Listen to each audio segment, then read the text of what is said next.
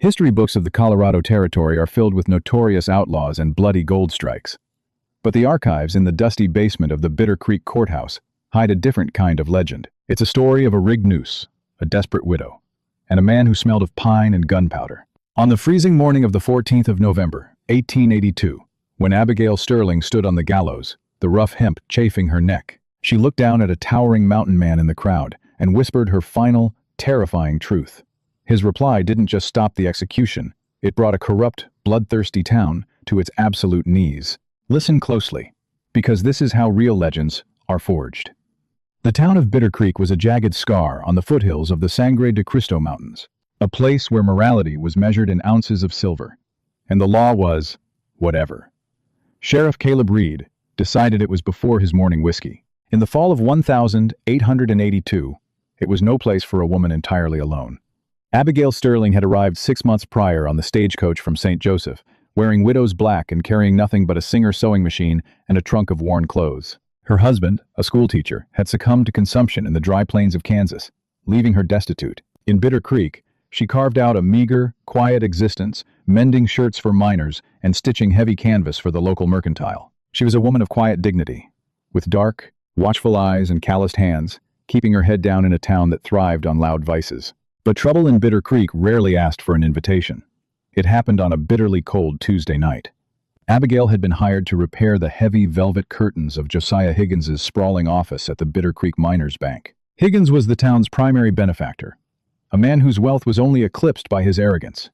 At roughly 10 o'clock, a gunshot shattered the frozen silence of Main Street. When Sheriff Reed and half a dozen patrons from O'Malley's saloon kicked in the heavy oak doors of the bank, they found a scene ripped straight from a penny, dreadful. Thomas Rourke, the bank's mild-mannered chief clerk, lay dead on the floor, his skull crushed by a heavy, iron ledger weight. A single gunshot hole through the ceiling where his revolver had discharged as he fell. And standing over him, her hands stained with dark, crimson blood, was Abigail Sterling.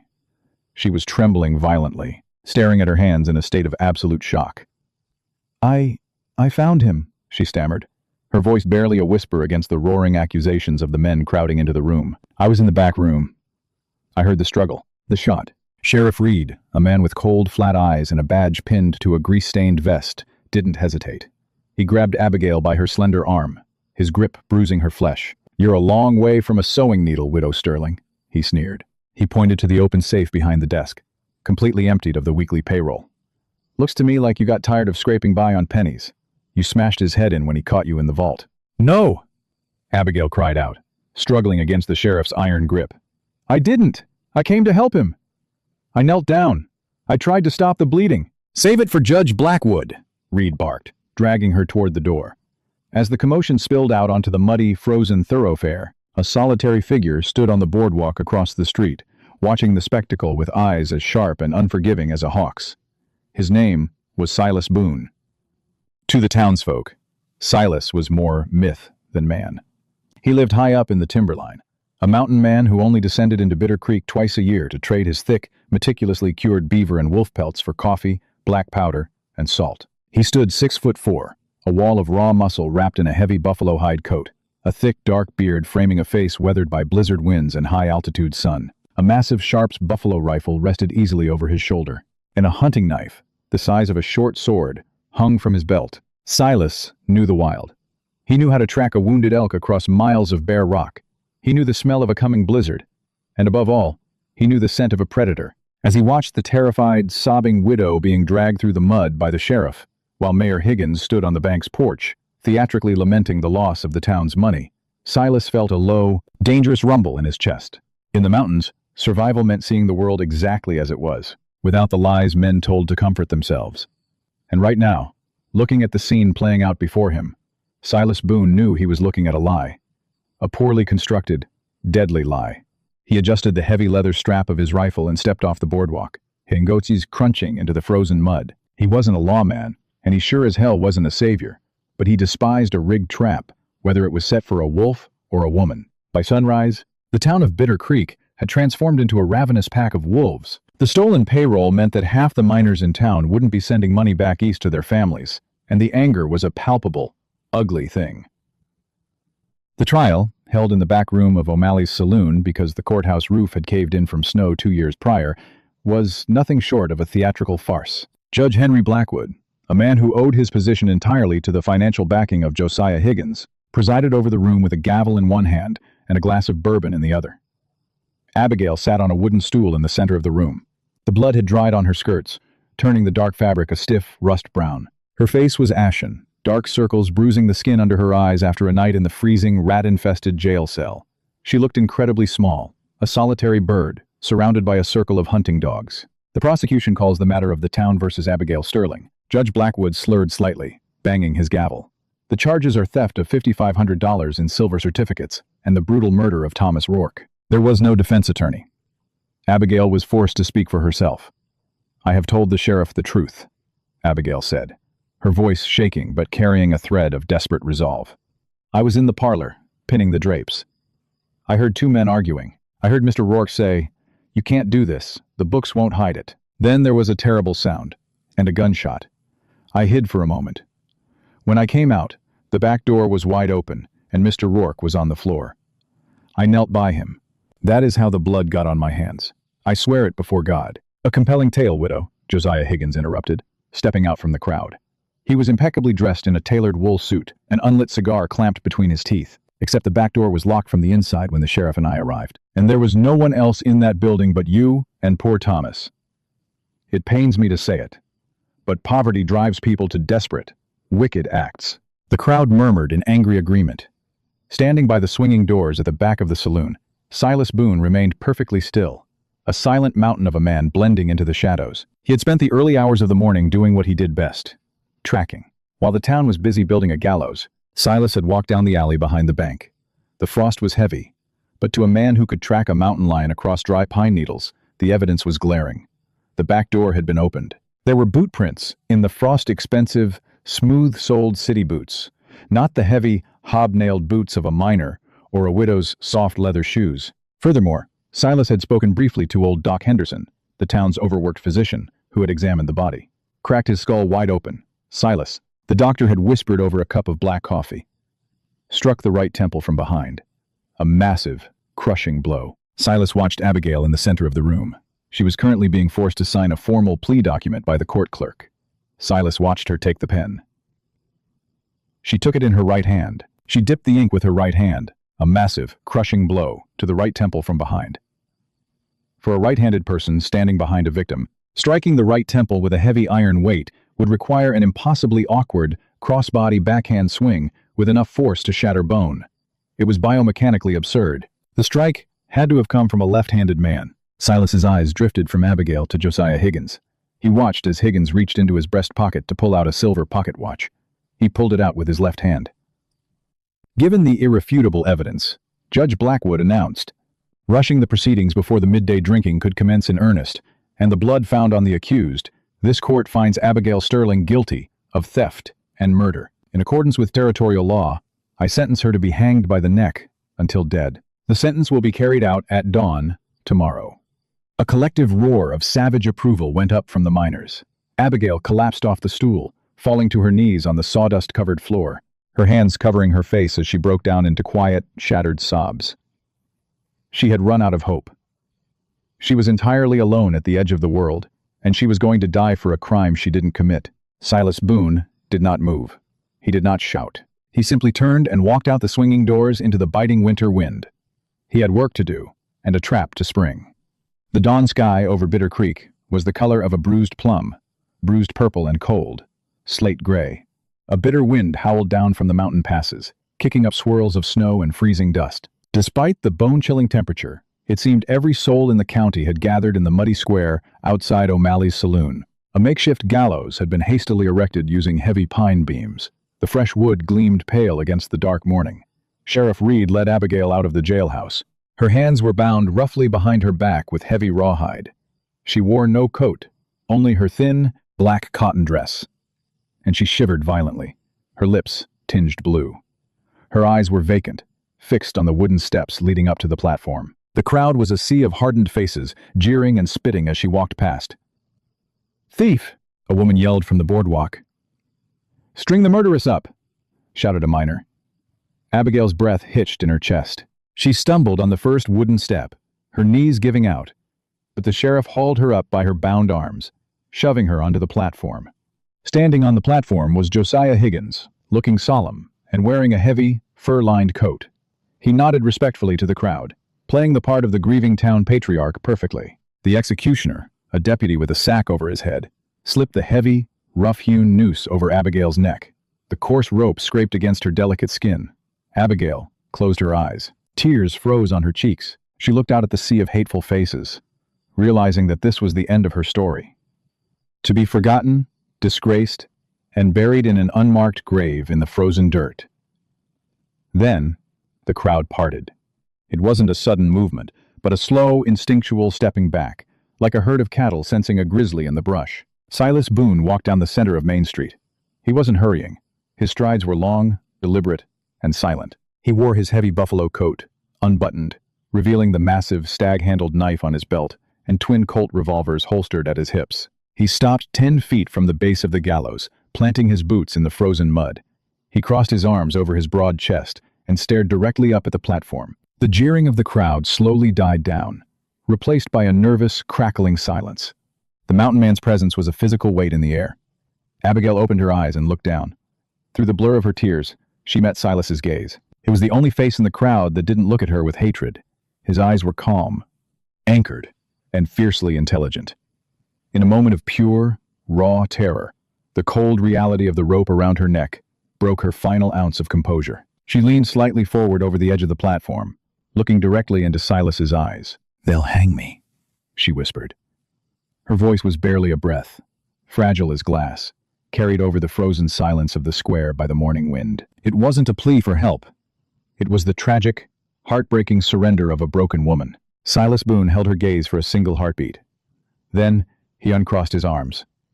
"No, ma'am," Silas's voice boomed. It wasn't a shout, but a deep, resonant baritone that echoed off the wooden storefronts like rolling thunder. "They won't, because the rope is around the wrong neck." The entire town of Bitter Creek fell dead silent. You could hear the wind whistling through the pine beams of the gallows. Sheriff Reed put a hand on the butt of his revolver. "Boone," he warned, his voice tight with sudden anxiety. "You stay out of this. This is town business. The woman has been tried and sentenced." "She was railroaded," Silas said, taking one heavy step up the stairs of the gallows. The wood groaned under his immense weight. "You held a trial without evidence, Sheriff. So, I went and found some for you." Josiah Higgins forced a cold laugh. "And what does a dirt-caked fur trapper know of evidence? The woman was found with the blood on her hands." "She was found kneeling in it," Silas corrected, taking another step up. He was now at eye level with the men on the platform, because she's right-handed. Anyone with eyes can see that. But Thomas Rourke wasn't killed by a right-handed strike. Doc Henderson will testify that the clerk's skull was crushed on the right temple from behind, a killing blow swung by a southpaw. Higgins's left hand twitched instinctively toward his pocket. Silas's eyes caught the movement instantly. "Furthermore," Silas continued, his voice echoing in the dead quiet of the square. He reached into his deep coat pocket and pulled out a small, glittering object. He tossed it onto the wooden planks of the gallows. It landed with a sharp clink right at Higgins's polished boots. It was a solid gold cufflink, shaped like a soaring eagle. "Found that wedged in the floorboards right next to the safe," Silas said slowly, his eyes locking onto Higgins. "A man swinging a heavy iron weight with everything he has might just snap the link on a fine silk shirt." Higgins's face drained of color, turning a sickly, pallid gray. Instinctively, he tried to pull his left sleeve down to hide his cuff, but the missing link was glaringly obvious. "Rourke figured out you were cooking the books, didn't he, Josiah?" Silas said, stepping fully onto the platform. "He dwarfed every man up there. He told you the ledgers wouldn't hide the embezzlement anymore. You panicked. You grabbed the iron weight with your left hand, cracked his skull, and emptied the safe to make it look like a robbery. Then you slipped out the back door, leaving your fancy boot prints in the frost, and circled around to the front with the sheriff to play the hero." "Lies!" Higgins shrieked, his pristine facade shattering. "He's a madman! Sheriff, shoot him! I order you to shoot him!" Sheriff Reed drew his revolver. But before the barrel could even level, Silas moved with terrifying speed. His massive right hand shot out, grabbing the cylinder of the sheriff's gun, preventing it from turning and firing. With his left hand, Silas drew his own Colt, pressing the cold steel barrel directly into the hollow of Sheriff Reed's throat. "Drop it, Caleb," Silas growled softly. The sheriff's fingers went numb, and his gun clattered to the wooden boards. The crowd below erupted into total chaos. Miners were shouting, pointing at Higgins's cuffs, demanding answers. The truth was unraveling before their very eyes. Silas ignored the crowd. He kept his gun leveled on the sheriff and turned his gaze to Abigail. He reached out with his massive, calloused hand, grabbed the rough hemp noose, and with a swift, powerful motion, pulled it over her head, casting it aside. He then reached behind her, drawing his stag-handled knife. With one quick slice, he severed the rawhide binding her wrists. Abigail stumbled forward, her arms free. She grabbed onto Silas's heavy buffalo coat to steady herself, her whole body shaking, staring up at the giant of a man who had just ripped her from the jaws of death. "Higgins has the money," Silas shouted over the roar of the crowd, addressing the furious miners below. "Check his saddlebags at the livery. I tracked him there at 3 in the morning. He was fixing to leave town on the morning stage while you all were busy watching a hanging." A dozen men instantly broke off from the crowd, sprinting toward the livery stable at the edge of town. Higgins looked wildly around, realizing the trap had completely closed around him. He lunged toward the steps, but Silas threw out a massive arm, clotheslining the banker and sending him crashing onto the hard wooden planks. Silas looked down at Abigail, his rugged face softening just a fraction. He tipped his worn Stetson. "Like I said, ma'am," he said quietly, his voice cutting through the madness. "Wrong neck." The heavy thud of Josiah Higgins hitting the wooden planks was followed by an uproar so deafening it seemed to shake the frost from the saloon roofs. For a moment, the town of Bitter Creek stood on a razor's edge, teetering between law and a full-blown riot. It took less than 10 minutes for the miners to return from the livery stable. They dragged 2 heavy leather saddlebags through the mud, dumping their contents right at the base of the gallows. Bound stacks of silver certificates and heavy canvas sacks of Morgan silver dollars spilled into the freezing dirt. "It's all here," yelled an Irish powder monkey named Sullivan, his face red with exertion and fury. "Every last cent of the payroll. Found it stuffed under the floorboards of Higgins's private carriage." The crowd surged forward, their murderous intent pivoting in a heartbeat from the widow to the banker. Higgins, clutching his bruised chest on the platform, scrambled backward like a cornered rat, his tailored suit smeared with pine pitch and dirt. "It's a misunderstanding," Higgins shrieked, his voice cracking into a pathetic whine. "I was securing the funds. I was taking them to Denver, to the Pinkerton National Detective Agency. William A. Pinkerton himself advised me to move the town's assets to a secure vault." Silas's laugh was a low, scraping sound, like 2 stones grinding together. He didn't bother raising his gun. He just looked down at the pathetic man. "William Pinkerton wouldn't let a snake like you polish his boots, Josiah. And he sure as hell doesn't take deposits." Sheriff Caleb Reed, realizing the tide had irrevocably turned, slowly backed toward the steps, hoping to slip away in the chaos. But Silas's boot slammed down on the heavy pine board in front of him. "You're not going anywhere, Caleb," Silas rumbled. He reached out, his massive hand grabbing the tin star pinned to Reed's vest, ripping it free with a sharp tear of fabric. He tossed the badge into the mud below, locked them both in the jail. "Post a dozen men with shotguns on the door, until the territorial marshal gets here from Pueblo." As the furious miners surged up the steps to drag Higgins and the disgraced sheriff to the iron cells, the adrenaline that had been keeping Abigail upright suddenly evaporated. The terror of the rope, the freezing cold, and the crushing weight of her near-death experience caught up to her all at once. Her knees buckled, the world tilting violently into darkness. She didn't hit the floor. Silas dropped his heavy Sharps rifle, catching her in his massive arms with a gentleness that defied his brutal appearance. She was weightless against him, fragile as a winter sparrow. "I've got you," he murmured, his voice a low, steady anchor in the swirling chaos. "You're safe now." Doc Henderson pushed his way through the mob, his medical bag clutched to his chest. "Bring her to the clinic, Silas. The shock alone could kill her, let alone the cold." "No," Silas said, his eyes scanning the angry, unpredictable crowd. Bitter Creek was a powder keg, and Higgins wasn't a man without powerful, dangerous friends in the shadows. A bank manager stealing a payroll usually meant he owed someone worse than himself. This town ain't safe for her yet. The moment those miners get too deep in the whiskey, they might decide to hang Higgins themselves, and anyone else in the crossfire. "I'm taking her up the mountain." Before the doctor could protest, Silas whistled sharply. A massive, roan draft horse, thick with muscle and winter coat, trotted out from the alley beside the saloon, ignoring the shouting men. Silas wrapped Abigail securely in his heavy buffalo hide coat. The residual heat from his body seeped into her frozen bones. He lifted her effortlessly onto the saddle, swinging up behind her. He spurred the great horse forward, the crowd parting for the mountain man like the Red Sea. Abigail leaned back against his broad chest, her face buried in the rough wool of his shirt. For the first time since her husband had died, She felt entirely, utterly protected. The ride up the Sangre de Cristo trail was grueling. As they ascended, the muddy town of Bitter Creek vanished beneath a thick canopy of blue spruce and ponderosa pine. The air grew sharper, biting at their lungs, but the silence of the high timber was a soothing balm to Abigail's shattered nerves.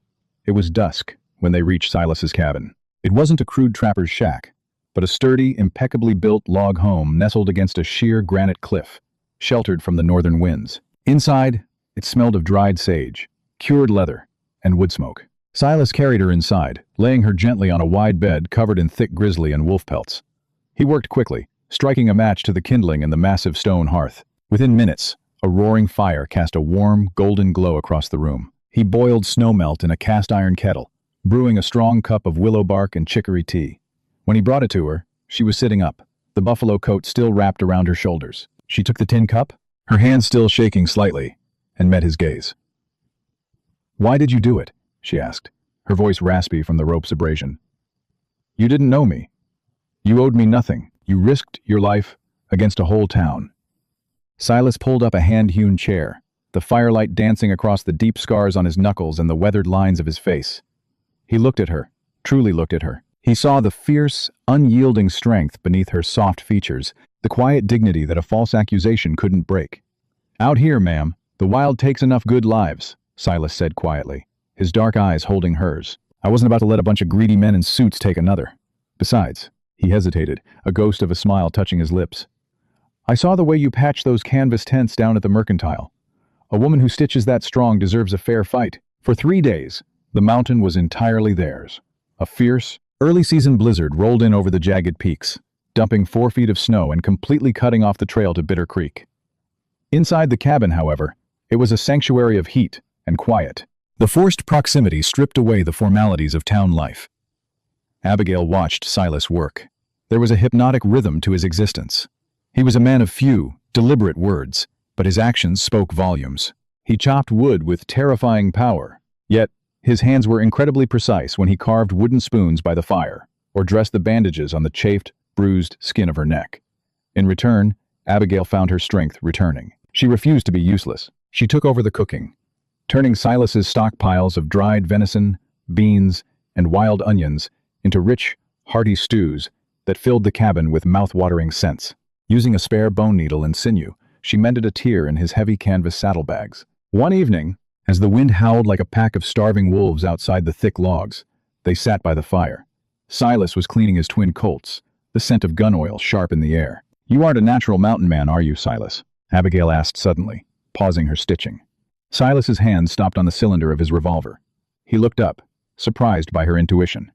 "What makes you say that?" "Your cabin," she pointed out, gesturing to the perfectly aligned logs, the intricate dovetail joints in the corners, and the small shelf of worn, leather-bound books, Shakespeare, Milton, and a volume on advanced metallurgy.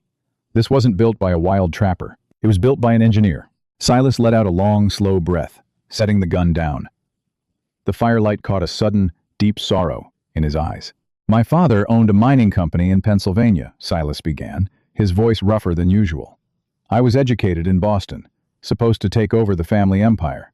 But during the war, I was a captain in the Union Army. I led men through the slaughter at Antietam. I saw what men do to each other when they're wearing fine coats and carrying out orders. When it was over, I couldn't stomach the civilized world anymore.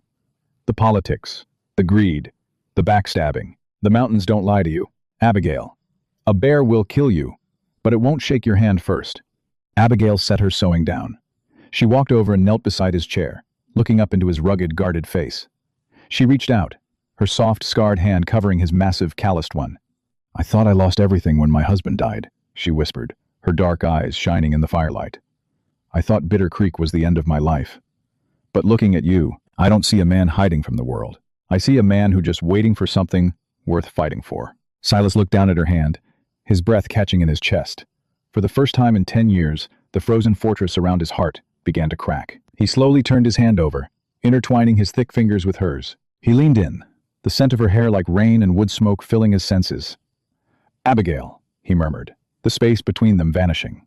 But before their lips could meet, Silas's head snapped toward the heavy oak door. His entire demeanor shifted from a gentle lover to an apex predator in a fraction of a second. He stood up abruptly, pulling her up and behind him. "Silas? What is it?" she asked, her heart hammering against her ribs. "The wind," he said, his eyes narrowing as he reached for his Sharps rifle. It changed pitch. "Something's blocking the draft in the chimney." He moved to the window, peering through a tiny, unfrosted gap in the glass. The blizzard was blindingly white, but Silas didn't need to see. He knew the mountain. "Higgins," Silas snarled softly, his jaw clenching.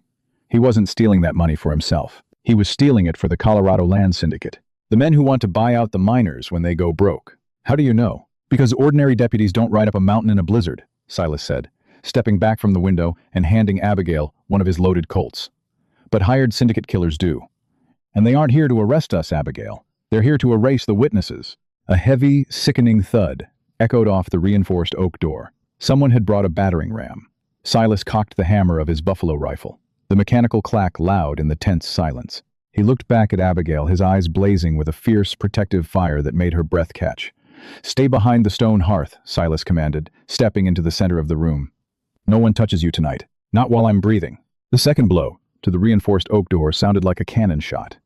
The heavy iron hinges groaned, and a dusting of chinking fell from the log walls. Outside, the blizzard screamed, but over the howling wind, the coarse, muffled shouts of violent men cut through the night.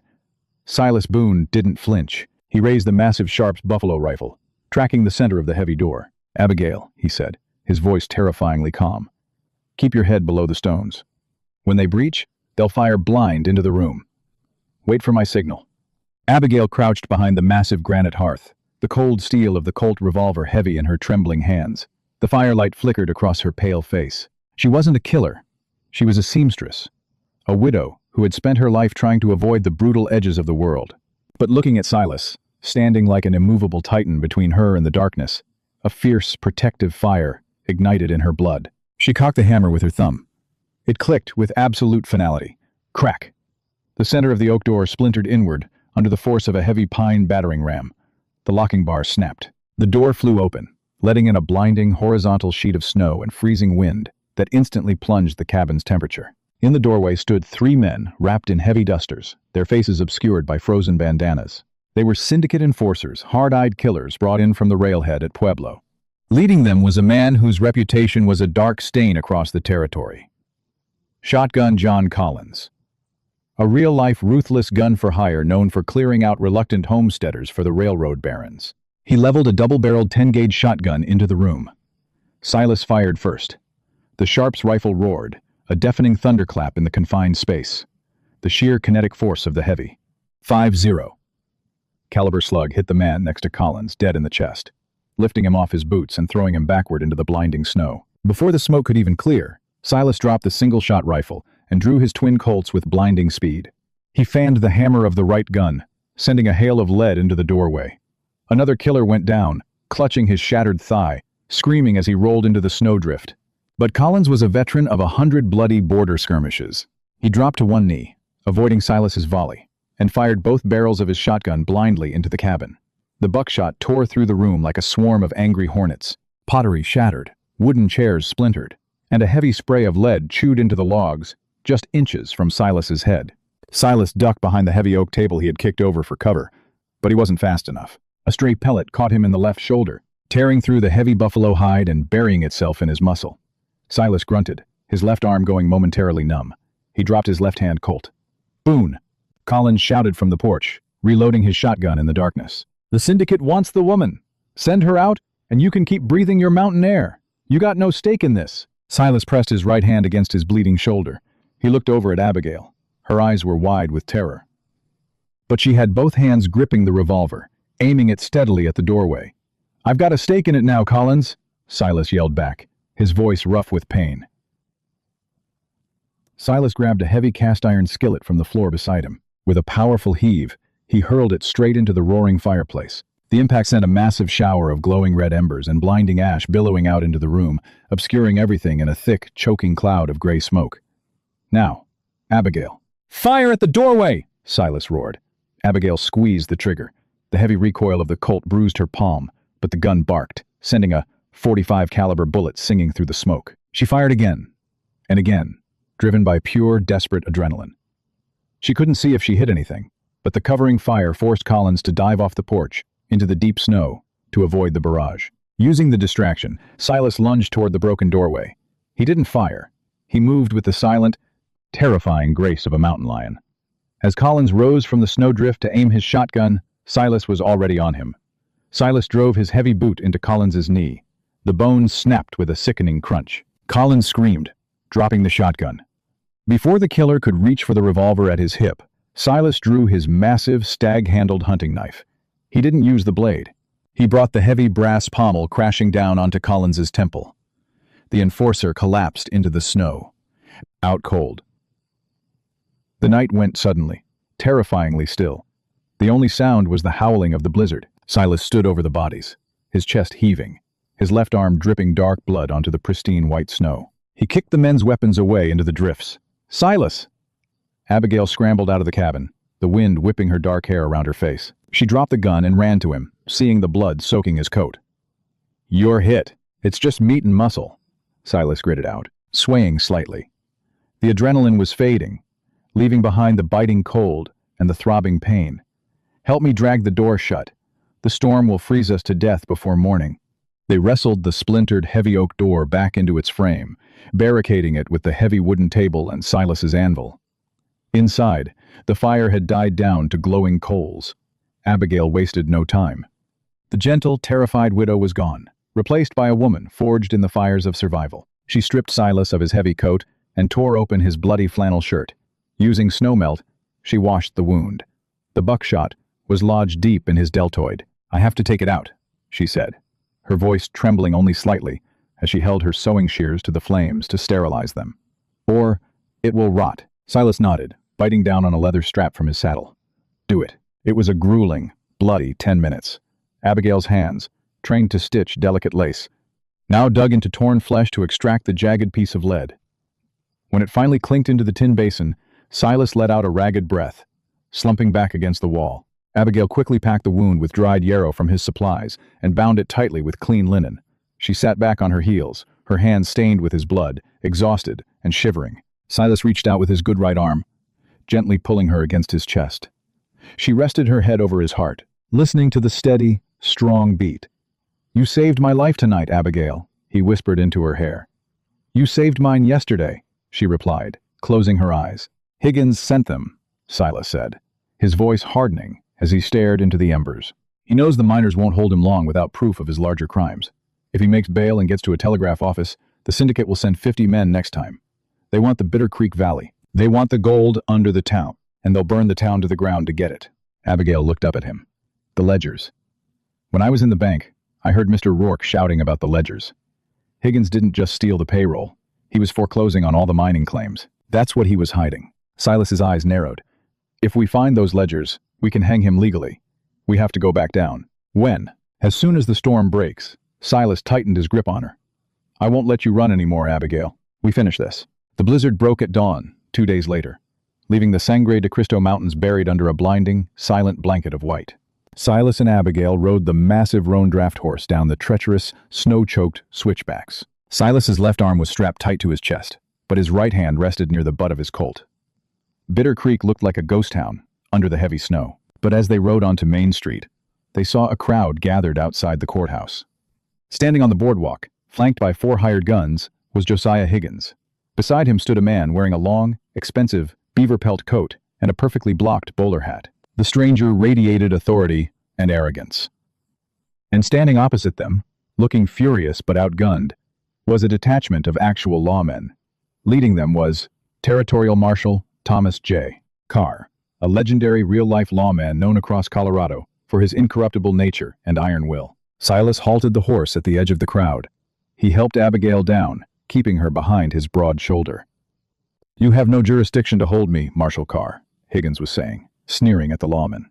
The local sheriff was acting under duress. "The money was recovered. I have the full backing of the Colorado Land Syndicate, and this gentleman here is their chief legal counsel." Marshal Carr, a stern man with a gray mustache and cold blue eyes, chewed on a cigar. "You've got a town full of miners who say you framed a widow and tried to steal their pay, Higgins. I ain't letting you ride out of here until a federal judge says so." "The miners are illiterate brutes," Higgins shouted. "There is no proof of any frame-up. The woman fled like a guilty dog. She didn't flee. A deep, resonant voice echoed across the frozen street. The crowd parted as Silas Boone walked forward, Abigail walking tall and resolute by his side. Gasps rippled through the townspeople. They had thought the mountain man and the widow had frozen to death in the blizzard. Higgins's face went paper white. The syndicate lawyer stepped back instinctively. "Boone," Higgins stammered, pointing a shaking finger. "Marshal, arrest that man. He attacked the sheriff. He kidnapped a convicted murderess." "I took her out of the hands of a lynch mob led by a thief," Silas said, his eyes locked on Higgins. He walked right up to the marshal. "Marshal Carr. 3 nights ago, Higgins sent Shotgun John Collins and 2 syndicate thugs up Dead Man's Peak to murder this woman and me. They're buried in a snowdrift outside my cabin right now. You can send your deputies up to verify." The town erupted into a frenzy of murmurs. The name Shotgun Collins carried heavy, dark weight. "Is this true, Boone?" Marshal Carr asked, his hand resting on his gun belt. "It gets worse, Marshal." Abigail stepped forward. Her voice didn't shake. She looked at the men who had jeered at her days before, and they lowered their eyes in shame. Mr. Higgins didn't kill Thomas Rourke over the payroll. He killed him because Rourke found the hidden ledgers. Higgins has been illegally altering the deeds of the local mining claims, transferring them to the syndicate. The miners, previously just angry about their pay, suddenly realized their very livelihoods had been stolen. A dangerous, low growl rose from the crowd. "Where are these ledgers?" "Mrs. Sterling?" Marshal Carr asked. Abigail hesitated. "I don't know. Higgins must have hidden them after the murder." Higgins let out a cruel, triumphant laugh. "A desperate lie from a desperate whore. You have nothing. No proof, no ledgers, nothing but the word of a crazy mountain man." "Actually," Silas interrupted smoothly. He turned his gaze to the syndicate lawyer in the bowler hat. "You boys are mighty confident for men standing on a powder keg. See? When I tracked Higgins to the livery stable the morning of the hanging, I found the silver. But Higgins is a greedy man. He wouldn't leave his golden goose behind." Silas walked past Higgins and stepped onto the porch of the bank. He looked at the heavy velvet curtains Abigail had been hired to mend. "Abigail, when you found Rourke, the back door was open, right?" "Yes," she said. Higgins hit him, opened the safe, and ran out the back. Silas said, reconstructing the scene for the marshal. But he had the ledgers in his hands. He couldn't run through the snow with massive leather books without someone seeing them. He had to stash them. Fast. Silas reached up and grabbed the heavy, ornate brass curtain rod above the bank's window. With a violent yank from his good arm, he ripped the entire fixture off the wall. The heavy velvet curtains collapsed. Tucked perfectly inside, the hollowed-out wooden valance box above the window frame, were 2 thick, black leather ledgers. Silas tossed them into the mud at Marshal Carr's boots. "I reckon you'll find everything you need in there, Marshal," Silas said, "including the signature of our friend here in the bowler hat." Marshal Carr picked up the ledgers, flipping through the pages. His expression darkened with every second. He looked up, his eyes hard as flint.